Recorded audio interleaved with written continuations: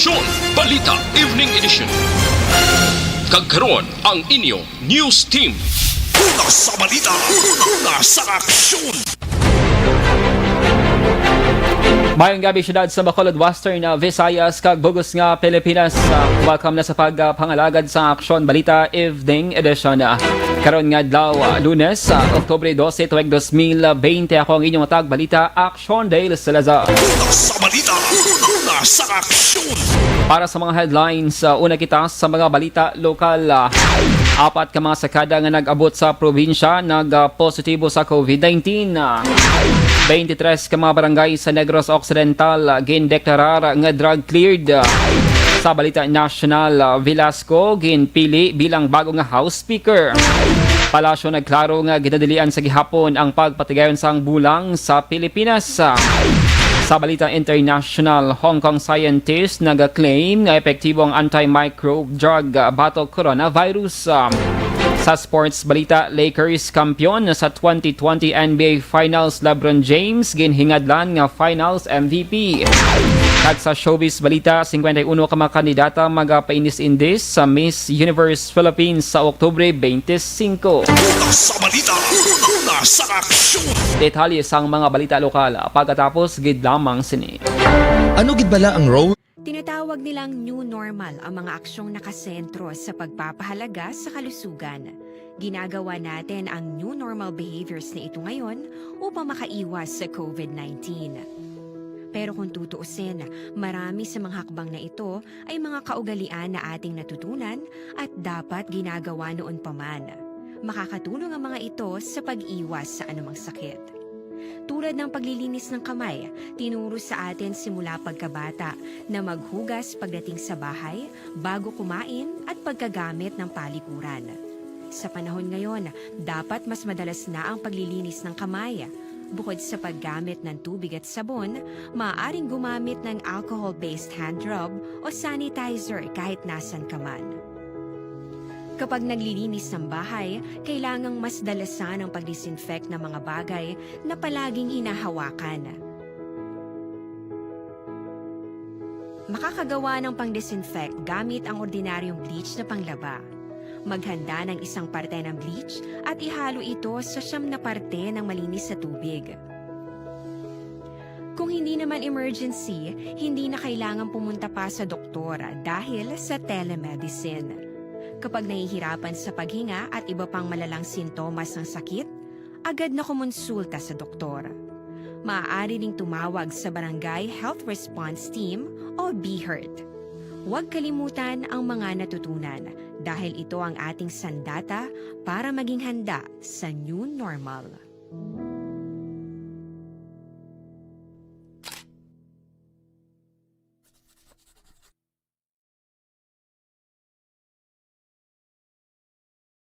Tinatawag nilang new normal ang mga aksyong nakasentro sa pagpapahalaga sa kalusugan.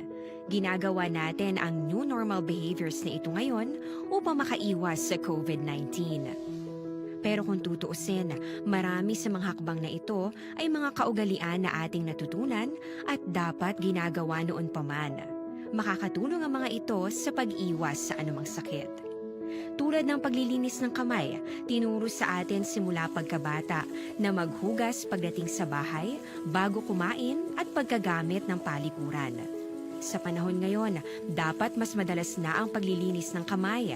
Bukod sa paggamit ng tubig at sabon, maaaring gumamit ng alcohol-based hand rub o sanitizer kahit nasan ka man. Kapag naglilinis ng bahay, kailangang mas dalasan ang pag-disinfect ng mga bagay na palaging hinahawakan. Makakagawa ng pang-disinfect gamit ang ordinaryong bleach na panglaba. Maghanda ng isang parte ng bleach at ihalo ito sa 9 na parte ng malinis na tubig. Kung hindi naman emergency, hindi na kailangan pumunta pa sa doktor dahil sa telemedicine. Kapag nahihirapan sa paghinga at iba pang malalang sintomas ng sakit, agad na kumonsulta sa doktor. Maaari ring tumawag sa Barangay Health Response Team o BHERT.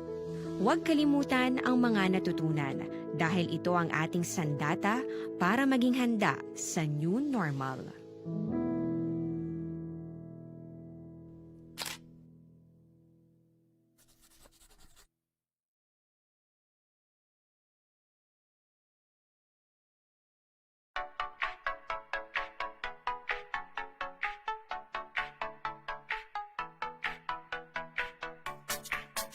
Una sa aksyon!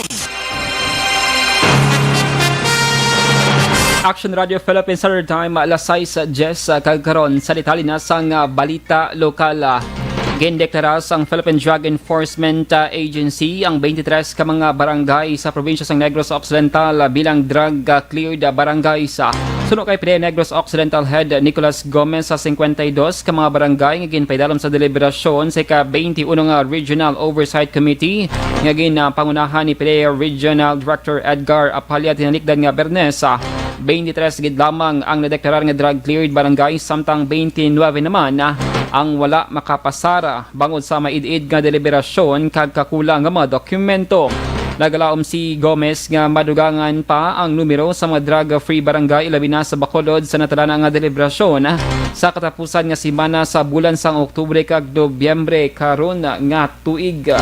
23 barangays may ito declaration as official drug-cleared barangays. Ang number one din yung consider sa ROC para mga declare din ang barangay na drug-cleared. Actually, before ma-declare namon ang isa ka barangay, dapat may clearance from the national office.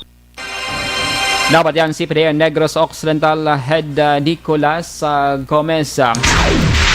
Sa iban nga balita lokal, 4 ka migratory sugarcane workers sa Consegara ang nagsakada ang nagpositibo sa COVID-19 sang silang ginpaidalom sa RT-PCR testing sa pagabot sa Negros Occidental. Suno kay Provincial Incident Command Team kon PIMT Commander Z4 de Gerhard Kailiana. Ang 4 ang kabahin sa 300 ka mga sakada nga nag-abot sa probinsya sa Oktubre 9 halin sa probinsya sang Antique. Suno kay Kailian, ginkuha na ang 4 ka quarantine, ang 4 ka mga nagpositibo sa quarantine area kag ginsailo sa isolation facility sa syudad sang Silaya. Ang 300 ka mga sakada mo ang unang batch nga nag-abot sa probinsya gud magtrabaho bilang manugtapas sang tubo sa may syudad sang Kabangkalan. Sila ang unang ginswab sa pag-abot sa Bradco Port Bacolod kag quarantine sa ila ginatiniran nga quarter. Suno kay Kailian, ginaulat pang resulta sa iban nga swab test samtang gintugutan naman nga magtrabaho ang mga nagnegatibo. Ginantos ka mga taga-Antique ang nagapangayaw bilang karga tapa sa tiod sang harvest season sang tubo sa Negros Occidental. Tagang positive no, transport na natin pakadto sa Silay quarantine facility. May ara may isa kabilog. Ang subong daw may 3 no, so 4 na subong tanan ka migratory workers ang aton nga daw nag-positive. Nabatean si PIMT Commander Z4 Gerhard Kailian.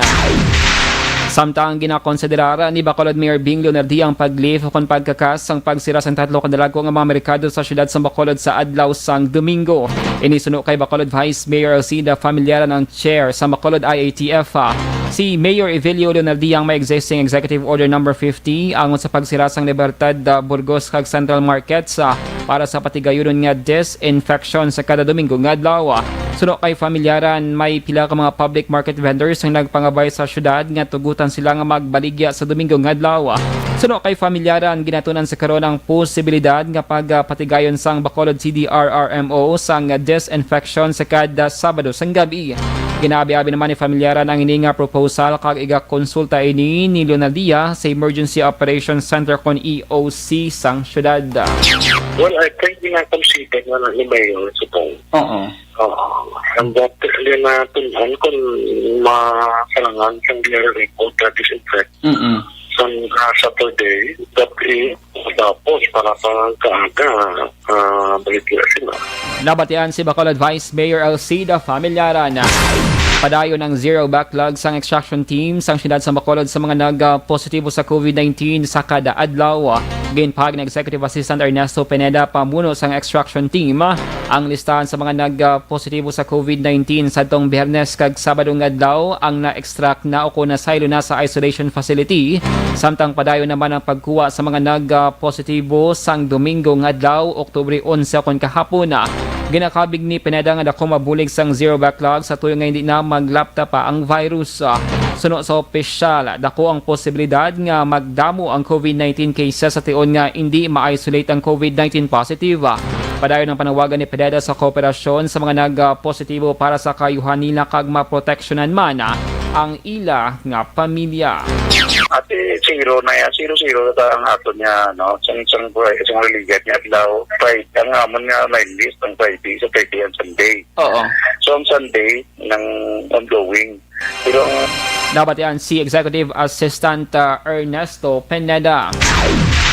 Sa katapusan nga balita lokal, apisar nga wala pa sang final settlement, handang tagiyas ang tracking nga makigareglo sa pamilya sang napatay matapos na aksidente ang ginasakyan nga motor sang biktima. Sula kay Police Corporal Roland Abong, traffic investigator sang Police Station No. 9, handa magbulig si Glenn Baranaw tagiyas ang tracking nga gun mapalubong ang biktima. Napatay sang Domingo sang Cagahon si Edgardo Fernandez, 26 anyos nga residente sang Pulok Tinagong Paraiso, Barangay Banago. Patay on the spot si Fernandez matapos nalapakan sang tracking ang motorsiklo nga ginasakyan sini sa may dalan Araneta, Pulok Progreso, Barangay Sumaga. Sa panaysayon sang driver nga si Orlando Prado, 27 anyos, sa pumuloy sang banwa sang Moises Padilla, nakibot lamang siya sang may naglagapok kag nakita sa side mirror sini nga may motor na sa idalom sang iya salakyan na. Una sa balita, una sa aksyon. Action Radio Philippines Standard Time, alas 6:16. Ang Tinatawag nilang new normal ang mga aksyong nakasentro sa pagpapahalaga sa kalusugan. Ginagawa natin ang new normal behaviors na ito ngayon upang makaiwas sa COVID-19. Pero kung tutuusin, marami sa mga hakbang na ito ay mga kaugalian na ating natutunan at dapat ginagawa noon pa man. Makakatulong ang mga ito sa pag-iwas sa anumang sakit. Tulad ng paglilinis ng kamay, tinuro sa atin simula pagkabata na maghugas pagdating sa bahay, bago kumain at pagkagamit ng palikuran. Sa panahon ngayon, dapat mas madalas na ang paglilinis ng kamay. Bukod sa paggamit ng tubig at sabon, maaaring gumamit ng alcohol-based hand rub o sanitizer kahit nasan ka man. Kapag naglilinis ng bahay, kailangang mas dalasan ang pag-disinfect ng mga bagay na palaging hinahawakan. Makakagawa ng pang-disinfect gamit ang ordinaryong bleach na panglaba. Maghanda ng isang parte ng bleach at ihalo ito sa 9 na parte ng malinis na tubig. Kung hindi naman emergency, hindi na kailangan pumunta pa sa doktor dahil sa telemedicine. Kapag nahihirapan sa paghinga at iba pang malalang sintomas ng sakit, agad na kumonsulta sa doktor. Maaari ring tumawag sa Barangay Health Response Team o BHERT. Huwag kalimutan ang mga natutunan dahil ito ang ating sandata para maging handa sa new normal.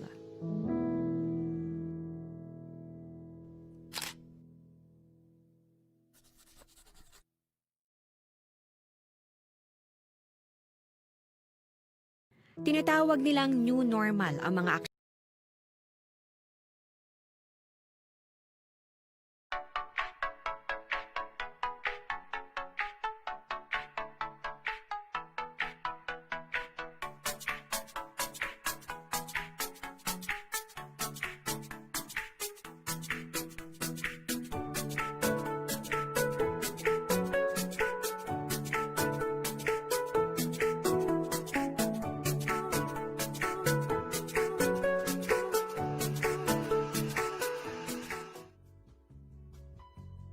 Hindi pa rin natatapos ang laban natin sa COVID-19.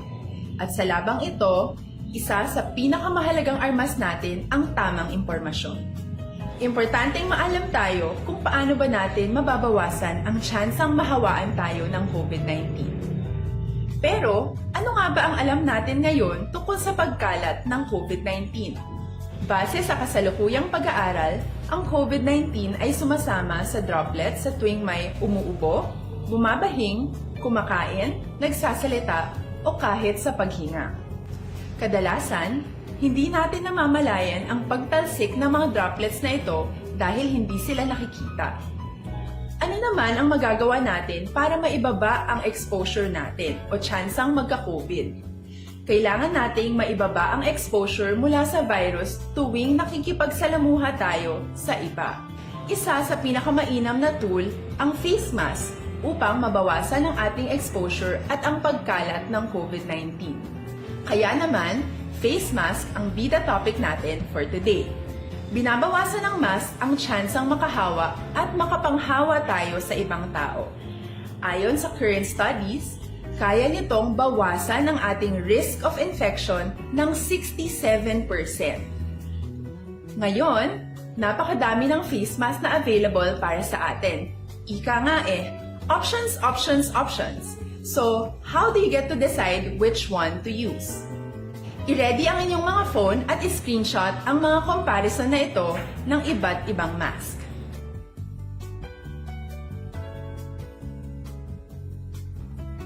Ngayon, alam na natin na maaari tayong gumamit ng cloth mask. Alalahanin po na hindi pwedeng i-side A at side B ang cloth mask. Labhan ito araw-araw gamit ang maligamgam na tubig, detergent at bleach. Para naman po sa mga medical or surgical mask, tandaan na hindi ito maaaring i-recycle. Itapon na ito pag madumi na, basa na o gamit na.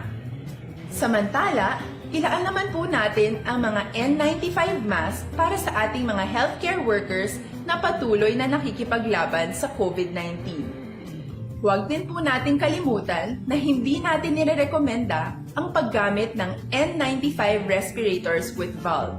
Habang kaya nitong protektahan ka sa virus, hindi naman ito mapoprotektahan ang mga tao sa paligid mo, lalo na kung may sakit ka. Of course, face masks are not enough to protect us. It should still be coupled with other preventive measures. According to studies, kung magsuot ka lang ng mask at didistansya ng at least 1 metrong layo sa iba, mababawasan na agad ang tsansa mong makahawak at mahawaan, kaya ituloy lang natin ang pagprotekta sa ating mga frontliners at komunidad sa pamamagitan ng pagiging bida. B. Bawal walang mask. I. Isanitize ang mga kamay at iwas hawak sa mga bagay. D. Dumistansya ng hindi bababa sa 1 metro. At A. Alamin ang tamang impormasyon. Lahat tayo ay may responsibilidad sa isa't isa na bawasan ang risk nating makuha ang virus. Ang pagsunod sa ating minimum health standard ay isa ring paraan para sabihing nirerespeto kita at gusto ko pareho tayong ligtas. Ang mas agarang pagsasabuhay ng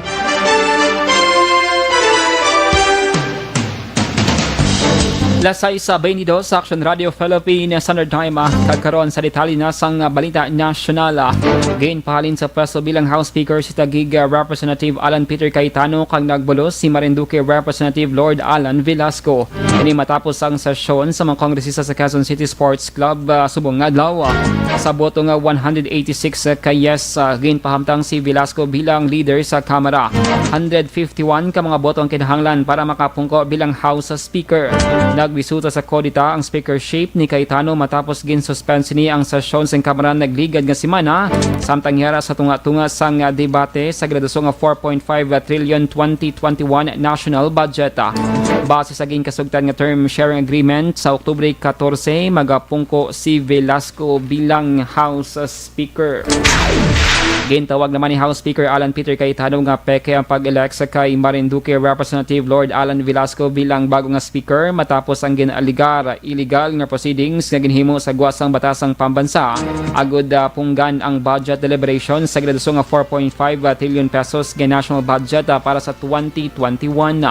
Ginhimo ni Cayetano ang ini nga pahayag matapos nga gin-elect sa 186 ka mga mamalidha si Velasco bilang bago nga speaker kag ginbasihan amo ang ginkasugtan nila nga term sharing agreement sa tong 2019. Suno kay Cayetano, tuyo lamang sang kampo ni Velasco amo ang magpanggamo kag pareho lang nga ginbasura sang mga ini ang konstitusyon. Sa iban nga balita nasyonal, ginadalian sa gihapon ang pagpatigayon sang bulang sa Pilipinas. Ining pagklaro ni Presidential Spokesman Harry Roque, kasunod sang report nga may mga bulang pa sa nagkalinlain nga lugar sa Pilipinas apisara nga mayara sa gihapon sang pamahog sang COVID-19. Suno kay Roque, ginadalian sa gihapon ang anuman nga bulang live man o kon online. Sa karon ginatalakay na sang Technical Working Group o kon TWG sang Interagency Task Force kung tugutan o kung hindi ang pagpatigayon na sang bulang. Sa balita, sa aksyon. Aksyon Radio Philippine Standard Time, lasay sa 25. Detalye sa balita international, sports, sa entertainment. Pagkatapos, gidamang sini.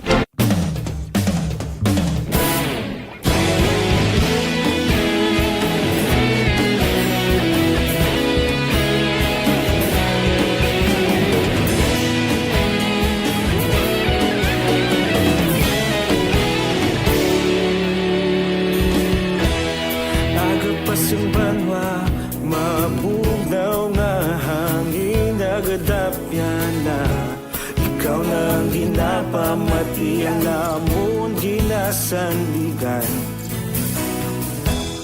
tingog sang probinsya, kamatuuran ginapalap na.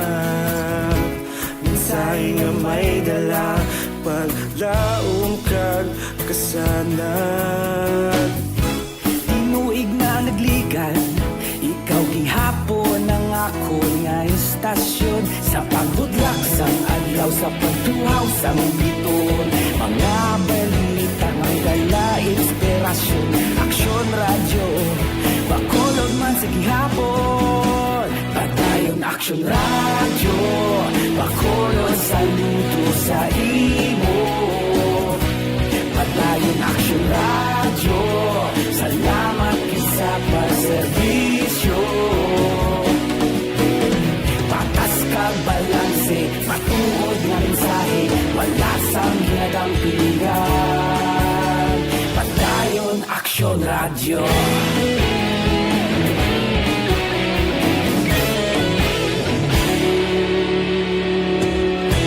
Pagkulong nun kag negosanon, inyong pamatian. Stasyon nga nagapalaplag sang kamatuuran. Mabakod nga prinsipyo, reporter handa sa serbisyo. Kahapon, karon kag sa gihapon, kita magapadayon. Tinuig na nagligan, ikaw gihapon ang ako nga istasyon. Sa pagbutlak sang adlaw, sa pagtuhaw sang biton, mga balita na may dala inspirasyon. Aksyon radyo, bakolon man sa gihapon. Padayon Aksyon radyo, bakolon saludo sa imo. Padayon Aksyon radyo, salamat kit sa pagserbisyo. Patas kag balanse, matuod nga mensahe, wala sang ginadampigan. Padayon Aksyon radyo. Una sa balita, una sa aksyon, sa Bacolod Aksyon Radio. Una sa balita, una sa aksyon, sa Bacolod Aksyon Radio. Kita ulog na na'y sabisan ano nga kalintangan. Responsable nga pagbalita, padayon na ipalagnan. Malasig pero sigurado, aksyon nga may dala kag palanggan.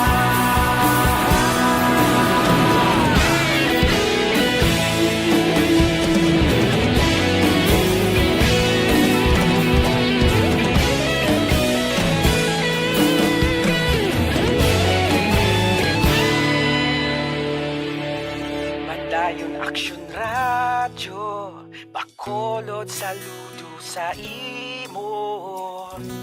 Padayon Aksyon radyo, salamat kit sa pagserbisyo. Padayon Aksyon radyo, bakolod saludo sa imo. Padayon Aksyon radyo, salamat kit sa pagserbisyo. Patas kag balanse, matuod nga mensahe, wala sang ginadampigan. Padayon Aksyon radyo.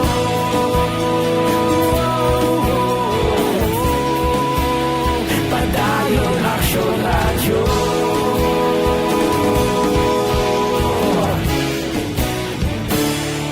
Padayon Aksyon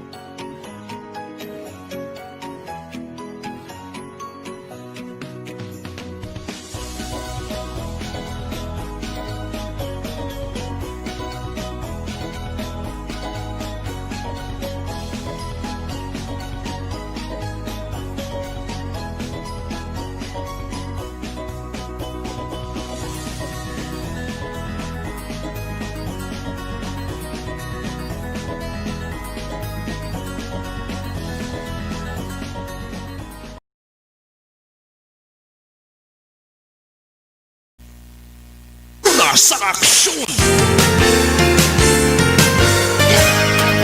Lasay sa 31 Aksyon Radio Philippines Standard Time kagkaroon sa detalinasang Balita International.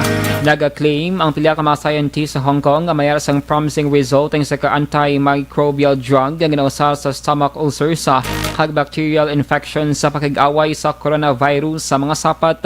Kinatunan sa karon sa mga researchers kung ang metal drugs compound nga mayroon sang metal kung mayroon man sang antiviral properties nga posible makabato batok sa SARS-CoV-2 coronavirus. Usarang Syrian hamsters bilang test subjects nakitaan nga ang drugs ang ranitidine bismuth citrate o kung RBC ang epektibong anti-SARS-CoV-2 agent. Suno kay Hong Kong University researcher Running Wang, napanubos ang RBC ang viral load sang tenfold ang lungs ang apektado nga hamster. Nasa balita, nasa aksyon! Sa sports balita, matapos ang pulo katuig nakuha sa Los Angeles Lakers ang kampeonato sa 2020 NBA Finals. Matapos ginlutos ang Miami Heat sa score nga 106-93 subong adlaw sa game number 6. Kontrolado sang Lakers ang hampang kag nakaban sa Heat 36 puntos. Nanguna sa Lakers si LeBron James nga may triple-double performance sa 28 points, 14 rebounds kag 10 assists. Si James man ang ginhingadlan nga Finals MVP. Nag-contribute man si Anthony Davis sa kadalagan sang Lakers nga may 19 points kag 15 rebounds. 2010 sa katapusan nga nakuha sang Lakers ang NBA Championship agin pangunahan sadto ni Kobe Bryant kontra Boston Celtics. Nasa balita, nasa aksyon! Tag sa showbiz balita, mayroon na lamang sa pinakadlaw ang test sa mga kandidato sa Miss Universe Philippines sa 2020 ang magapasimpalad agud makakuha sang corona. Ang Miss Universe Philippine pageant ang ginabugusan sang 51 ka mga kandidata gikan sa mga nagkalinlain nga lugar sa Pilipinas. Ang coronation event ang patigayunon sa Oktubre 25 kag iga-air sa GMA Network. Ang mga magadaog sa sining kompetisyon ang mangintig lawas sa nagkalinlain nga international pageant. Ang Miss Universe Philippines crown amo ang ginaagawan sang mga kandidata. Nasa balita, nasa aksyon! Lasay sa 34 Aksyon Radio Philippines Standard Time. Inyo nabatian ang kabugusan nga mga balita sa Aksyon Balita Evening Edition. Karon nga adlaw Lunes, Oktubre 12, 2020. Sa luwat ako ang inyong atag balita Aksyon Dale Salazar. Una sa balita, una sa aksyon sa Bacolod Action Radio.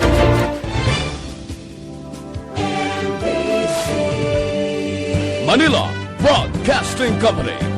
Sa balita, komentaryo, isyu,